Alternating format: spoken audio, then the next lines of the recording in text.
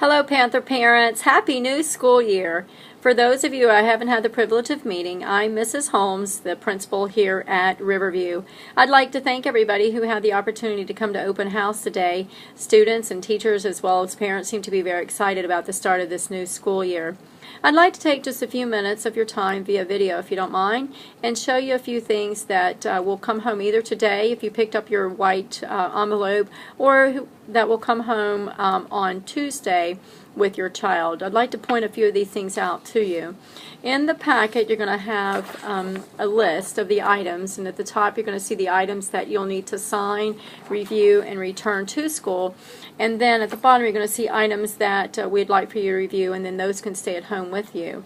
I'd like to point a few of these out to you. First, you're going to see the emergency card. And this one is blank, so if you received a blank one, we need for you to complete it and send it back in. If you've received one with information already on it, we need to review that information and then let us know if there's anything incorrect so that we can correct it in our system. The next information that I'd like to share is the clinic information card. And the front part of the card is information about the student, and then the back side of the card needs to be completed. This is the student health history, and this will be beneficial to our nurse and how to work with your child in the event of any kind of medical or health emergencies. Do keep in mind that all the information that you're sharing with us is kept confidential. Next, I'd like to show you our Code of Conduct, which is a book, and this goes over our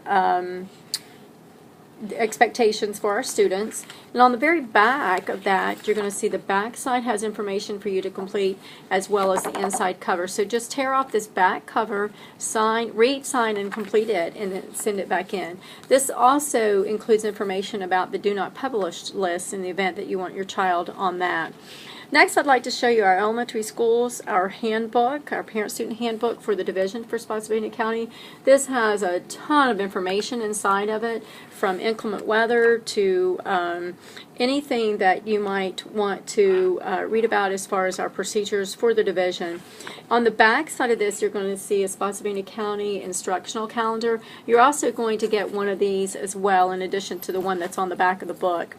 Next, I'd like to show you the parent communication form, and we are going to ask you to complete this and return it.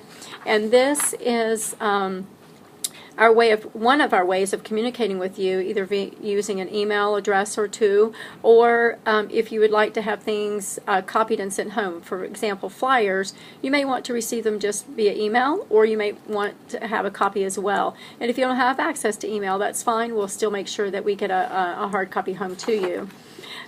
You're also going to receive a sheet that has our student arrival and departure.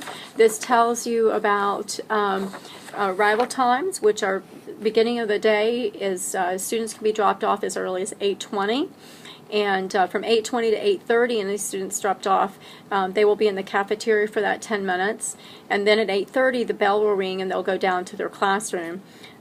The tardy bell does ring at 8:50, so we really would like to have our students here a few minutes even before that, so they have time to prepare for the school day.